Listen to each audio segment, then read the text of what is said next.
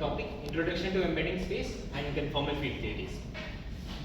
So the outline of the talk would be: I'll tell you some basic tools about gravity, then I'll give you motivations for doing CFTs, then we'll together fix the two-point function, and then I'll try to talk about embedding space formalism, but I'm not sure if I can delve into the formalism of it.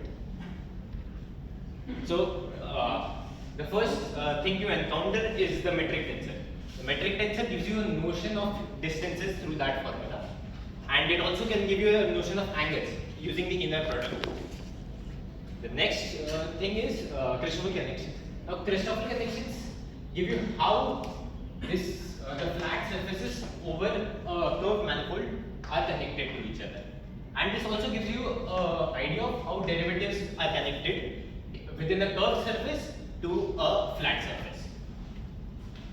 And the next thing is the Riemann curvature tensor, which just tells you how much curvature your manifold contains. Now, why should we study conformal field theory? Well, can anybody give me an example? Have you ever seen conformal symmetries within your anywhere else in classical systems? If anybody can. Well, you have in this equation. This is the sourceless Cauchy equation, and this is encountered in electromagnetism and also in rotational flows. Now, this exhibits conformal symmetries, and you can solve a lot of questions using the conformal symmetries. It also has the applications in condensed matter physics, where a lot of theories like the Turing IC model and the fractional quantum Hall effects can be solved using this properties of conformal symmetry. And you also find it in string theory.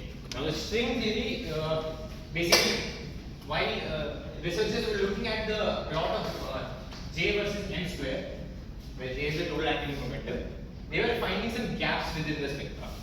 And now these gaps had to were explained through strings by saying that the basic particle is not a particle but a string. Now these strings on the world line, so where basically particles form a world line over the space-time maps, and these form world sheets. Now these sheets exhibit conformal symmetries, and using these conformal symmetries, one can easily calculate the relation functions that are required in string theory.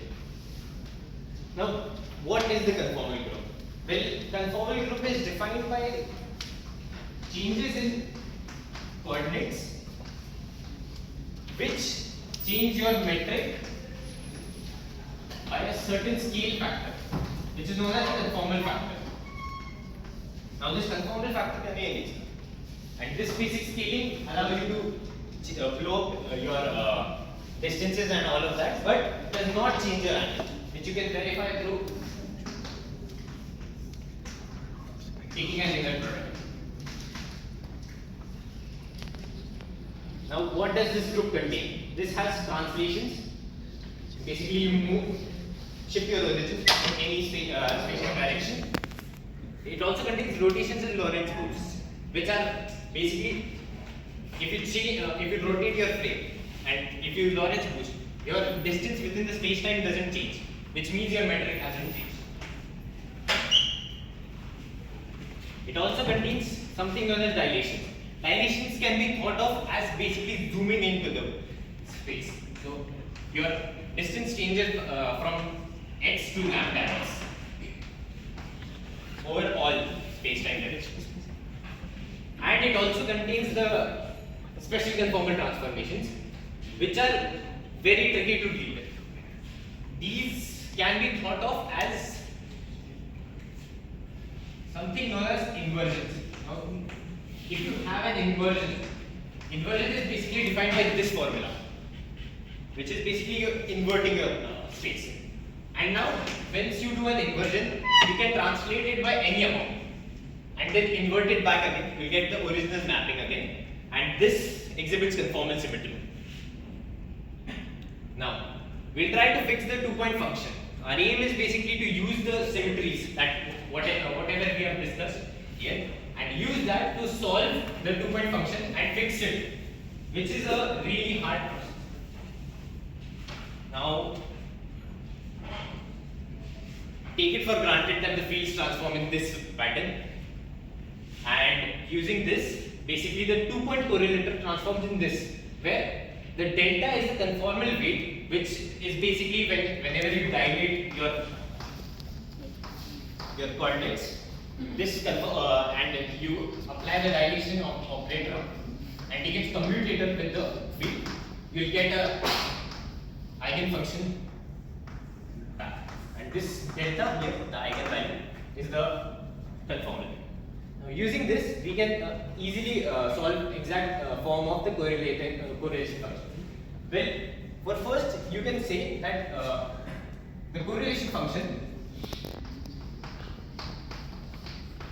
will depend on the distance between the two. Since you have the Poincare group within it, and this distances should remain invariant under conformal transformations, right? Now, using that, well, now we can use the dilation to solve for the form of it by by calculating this value. By the way, this mod refers to the determinant, not just the mod. Okay. Now, taking the mod, you will get that del x dash by del x would be equal to lambda to the power d. Putting that within that equation, you will get that this two-point function changes by this amount. So I can make an assumption that this looks of this form. Now you can verify yourself that putting lambda x and lambda y and taking lambda out, you get this factor. Now, what we do is we'll finally apply the special conformal transformations on this, where your del x dash for del x mod is equal to 1 minus 2 b dot x plus mod b square mod x square. And using this, we can put it in this, where take it for the first coordinate as gamma 1 and for the second coordinate as gamma 2. You will get that you need a factor of 1 by gamma delta 1 and gamma delta 2. But you can also change it within, since we know it's of the form this. You can just change it within the coordinates and you will find that you have a factor of 1 by gamma 1 delta 1 plus delta 2 by 2 and gamma 2 delta 1 plus delta 2 by 2. Now for this to be equal to this, gamma delta 1 and delta 2 needs to be equal. Otherwise the correlation function, the constant will become 0 and your correlation function will not exist. So you just know now that your result looks something like this. Since we have fixed the 2-point function, as a true physicist, now I leave the 3-point function to you guys to fix. Now I'll talk about embedding space. Basically, the conformal transformations are really hard to deal with due to this factor, nonlinear factor. And to resolve that, to resolve the nonlinearity and the difficulty in calculating the correlation functions for higher point functions, one can just check that your conformal group is similar to the Lorentz group within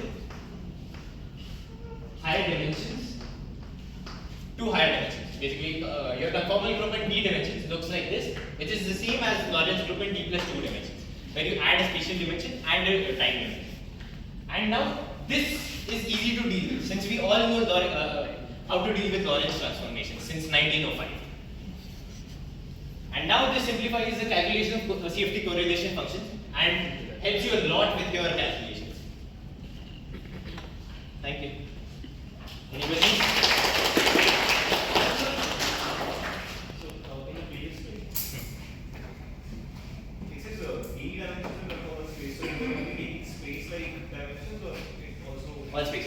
all space. If you want to check Minkowski space, right? So you then this will go to t plus 1 comma 2 t comma 2 dimensions. Right? Yes.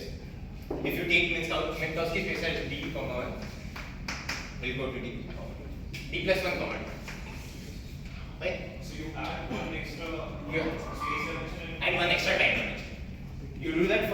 cases, just in Euclidean space, you just go to t plus 1 comma 1, right? Any other questions? Yeah, can you go back to that correlation वाला part?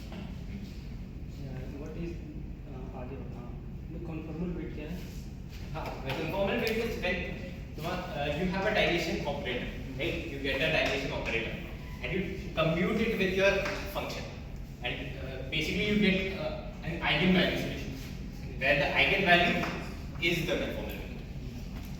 This is basically how it changes with. So is it just 2-point function that are fixed, or what about? No, 3-point functions are also fixed, but after that, the 4-point functions have something known as the anharmonic ratios. So you have basically ratios between the 3 distances, 4 distances, and those you have 2 ratios, and those, and you fix it to a certain way that you have a function of the 2 ratios. Is it But it's not fixed completely. is it related to cross ratios? Yes, yes.